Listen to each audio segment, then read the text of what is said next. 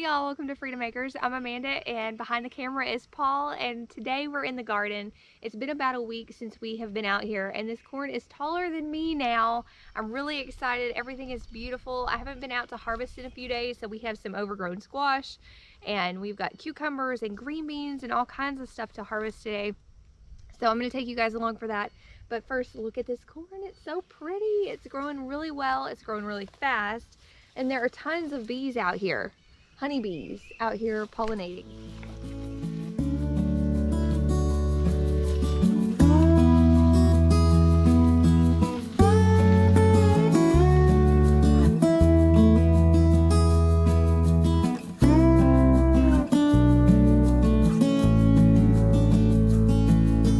Ugh, love bugs. But I can still cut him up and can him. He's just not going to taste real great, and the less developed they are, and seeds are not something you want like in a skillet of squash. Okay. It's just, the texture doesn't jive, it's just not good. When I pick for my grandmother, she likes these littler ones that are like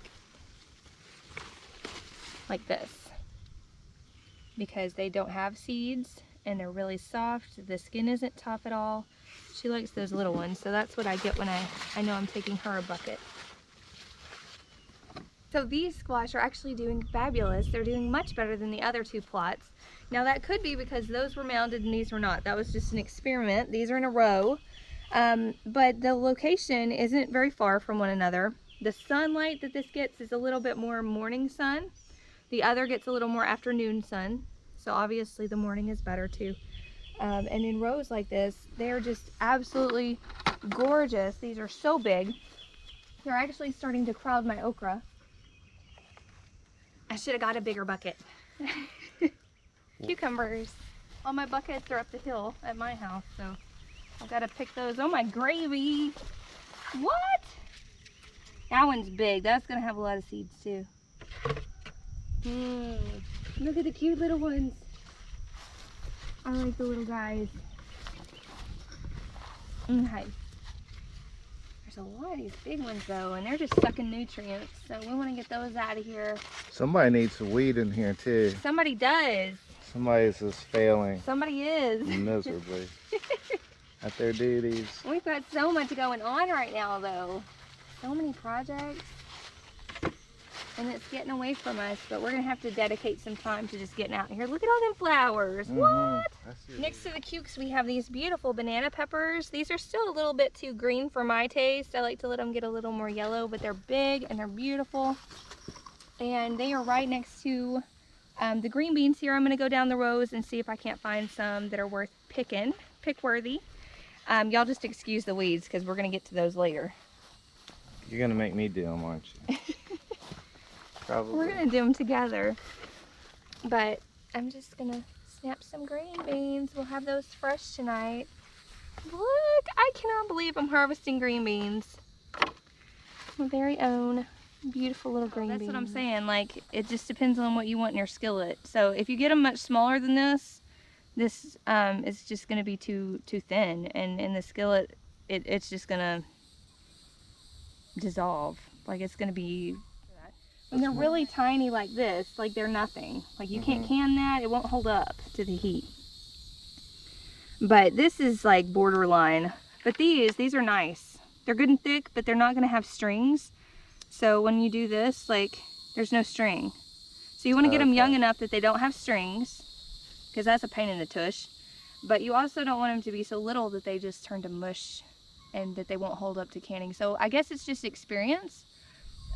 Because over time I realized like these did not taste very good, and these were easier to eat, easier to clean. When they're ready, they just pull off really easy as well. You don't have to yank on it really hard. If you do, it's not ready. The plant will give you its food when it is ready.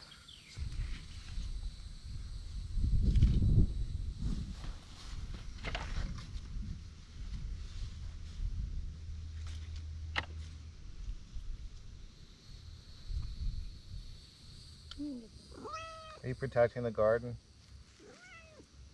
Maybe. Yeah. Like, what can we do with that many beans, I guess? So tonight I'm probably gonna throw these in a skillet. We'll do like hamburgers maybe, and these, and I wish I had potatoes. We'll do cucumbers fresh and maybe some squash in a skillet too. I think that sounds really lovely. Now we're back at my house and I am snapping beans. Paul's about to get started helping me. He just doesn't know yet. And we were gonna snap these for supper. We are getting hungry, so I'm just snapping away. Sunshine has actually been doing this since she was itty bitty bitty. We only have a little bit of a sink full. There's not a ton here, but this is plenty for supper. And I can't wait to get these beauties cooking. So what you got there? Dinner. Dinner. This is the end of the day. It's supper time. I have made hamburgers with onions and gravy, and then mashed potatoes, and then the green beans and the squash came from our place. So I'm really tickled about these two. And we can't wait to sit down and enjoy these. And this morning I've been out in my garden for a while and I noticed this little guy, and we've got to take care of our basil. We are going to be dehydrating some basil today. I really like to dehydrate it for winter. I also like to make pesto.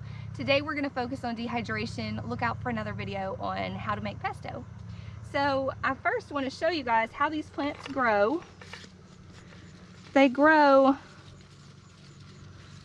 grow in a stalk unless you trim these properly. So when you, say if I cut this here, they'll start to grow more out of that spot. I like to trim them. I'm going to trim these back a lot. So I'll show you guys what I mean. I'm going to trim these back a lot because we want to dehydrate a lot, but I also don't want these to go to seed yet. I don't want these to flower, so I'm going to cut the tops pretty drastically, but that's going to give more nutrients to the lower levels here. So you want to snip right above where you see a pair of leaves. So like right here is a pair of leaves. They go 2 by 2 and 2 by 2. Now if you wanted it to keep growing tall, you could trim it here. I'm going to go ahead and trim it down here, but you want to trim just above where it's branching out for new growth there. So those will continue to grow, and this pattern of trimming is going to make this bush out more. So this should keep going throughout the summer. I usually have basil until fall, and these will go until your first frost. But I want them to be more of a bush than just in a straight line. A lot of people have very spindly basil. You can buy it in the store and it's just like one stem like this, and people pick off the leaves and use them in their kitchen, and then they wonder why it never grows into a bush. Well, that's because you have to prune it so that it will keep growing. See, these are 2 new leaves, so the next time I prune, this will be much larger. I will clip right here instead of clipping just by the leaves, because this will grow into this over time. So I usually leave a lot of these leaves that are on the side. A lot of people trim those. I like to leave them just so that the bush can provide more nutrients via photosynthesis. I also need to weed around this. We have tons of basil on the property, so this tiny bowl is probably going to be like a tray and a half. But we have so much of it. All this came just from one plant. So if you take care of your basil and you trim it properly and often, you're going to have a surplus. After we dehydrate all that we need, we're going to start making pesto, and we will use this fresh in salad, on sandwiches. We like to use these big leaves like lettuce on sandwiches and wraps. You can throw, this is big enough, I could throw some chicken salad on it, and just have that as a wrap instead of using a tortilla or bread. There are so many things that you can do with basil. It's a very fresh taste, and so we're going to love having this all summer long. All right, so we're going to get this in the dehydrator. Thanks, Mom. Let me see those again. These are beautiful. They're a little greener than I normally pick them, but they're dragging the ground, and I don't want them to get ate. So. Get 8? Yeah, you can't have your bell peppers getting ate. You want to put enough water that you can bounce these around, and they're kind of free-flowing. So I'm going to go ahead and stop my sink. This is about enough water. You just want to give them a good suds, and the vinegar is going to kill any bugs that are in there. If there are any worms, those should float. And you should be able to see those. I do see some trash in here. You can push your leaves to the side and look at your sink and see how dirty it is, and that'll help you determine whether or not you want to rinse them twice. Okay.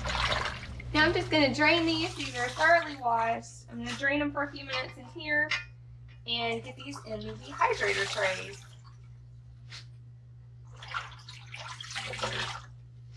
Isn't that beautiful? I love the purple basil, but when you dehydrate these, they look very, very similar, so there's no need really to separate them. And the purple tastes just like the green does, so there's no real difference there. So we're gonna stick them in here all at once. Paul's had this Nesco for about 5 years. It's still running strong. If you guys are in the market for a nice dehydrator, this is going to run you about $72 on Amazon. So you guys can check that out if you want to. Uh-oh. I have a link in the description box if you guys want to check that out. It doesn't add to the price, but it does help our family out. I'm going to go ahead and get these trays loaded. We're only using 5 of our 6 Nesco trays today, but they are fully loaded. They're beautiful. We're gonna pop the lid on here and we are gonna take these outside.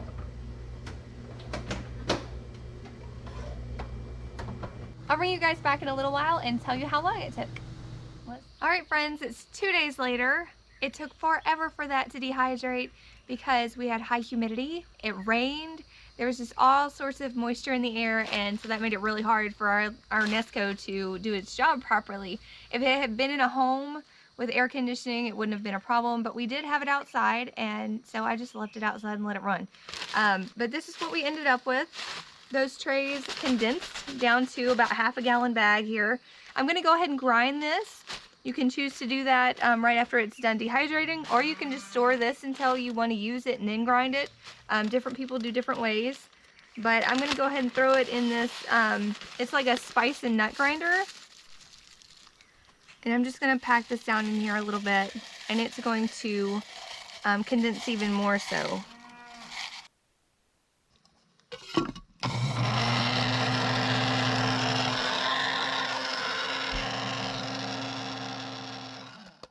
Beautiful. You know, we might have enough for just one jar. Yeah, if we do, we'll vacuum seal it. Yeah. That's beautiful. Look at that. So excited. And this is purple and green. Yes. So not that I don't know what that means. But what's the difference between... Okay, those 5 trays ended up being a little half pint here. This is just a jelly jar. And my Sunshine Girl has a desiccant. So this is just a moisture absorber. And she's going to put that on the top here. Thank you, dear. I'm going to put this little lid on. And I'm using my food saver. For those of you that don't know, this is just a really easy attachment. You just purchase it on Amazon.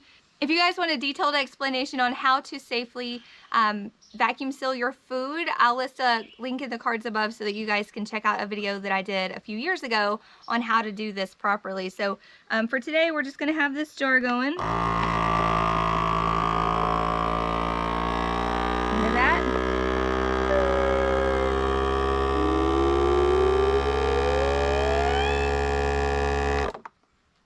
That means it's done. Hard, huh? Yeah. Definitely. But tell me, can you take that off? Does that come off? Nope. That means it's vacuum sealed properly. So I'm just going to write on the top, and we have basil all winter long, probably just from this one jar, but we're going to continue to put these up. Awesome. I'm so excited. Are you excited? Yes. Tomorrow is cannon day. We have lots of squash to put up. But before that, we pulled out this canopy. If you guys are anything like me, you've done farmers markets or anything like that in the past, you probably have one of these guys, and the top lasted a year, like one season. That's what happened with mine, so I bought a replacement. This is really going to help because the last few days we've had a lot of rain, and we've had just sporadic rain. So I want to be able to can outdoors, but I also need a canopy over me of some kind right here so that I don't have rain directly on me while I'm canning or get my canner wet. I don't want any of that happening. And it's just been sprinkles throughout the day, and the forecast shows that for the next couple days. So this guy, we're going to try to put this on today and just make sure it fits, and then hopefully it will last us more than one season. I'm really excited about it. But either way, we will be ready to rock and roll with canning squash tomorrow. What are we canning today? We're canning squash. Yes, I have another canner load ready to go. I'm just starting this one. And then we may have a third canner to do today, but I'm not sure yet. I'll have to get back to you. The mulch overall is doing its job. We have a few little weeds. I just need to get out here with that Dutch hoe and pull those out of here. But underneath, see the difference in the color of the mulch and the soil? It's darker. So it's definitely doing its job as far as moisture retention. It's moist under here. We haven't watered in a few days and haven't had rain in, I think, 2 or 3 days. And it's just retaining it very, very well. Okay, now we're in the pepper patch. We're gonna pick some of these banana peppers. You wanna help me? You can pick that guy. What? You do like this. You snap it? Yeah, like that.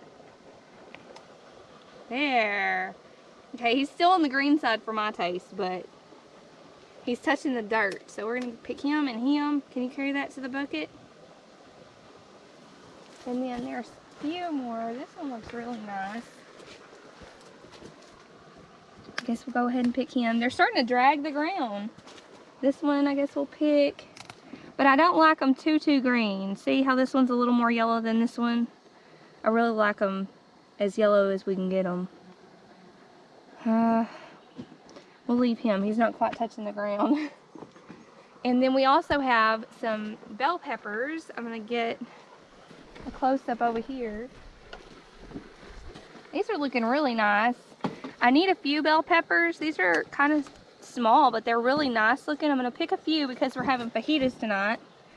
If the peppers stop producing because of the heat, and I can keep them alive through the summer, they will start producing again and just go like gangbusters in the fall. So hopefully these will do really well. Plus, I want to put up lots in the freezer, and then I want to put up lots dehydrated, and we'll be using these all winter long if I can keep putting them up all summer. And then we're going to eat a lot fresh too. We also used those peppers in tonight's supper. So Sunshine and I got this ready. This is going to be fajitas. The meat's at the bottom, but these are beautiful. And I sauteed the onions and the bell peppers just a few minutes ago. And we'll be putting this over rice, like for fajita bowls. All the meat's at the bottom though, so you can't see how pretty it is. But this is going to be delicious. These peppers came from here, and so I'm really thrilled that we are starting to actually eat meals from our garden. So I'm really tickled about that. I also have some cucumbers and squash that I'm just going to chop up. I like to have a fresh option with supper, and so that's what this is going to be tonight. It's like a lot of people don't know this, but you can chop up or slice up small squashes like this and eat them just like you would raw carrots or cucumbers or anything else. You don't have to cook these, and it's a very healthy option for your kiddos. So we're gonna do that and have some supper, and I will see you guys in the next video. Thank you so much for following us along this week. Next week we're going to be implementing a new schedule, and I'm really excited about that. So be sure to come by next week and we'll show you how it goes.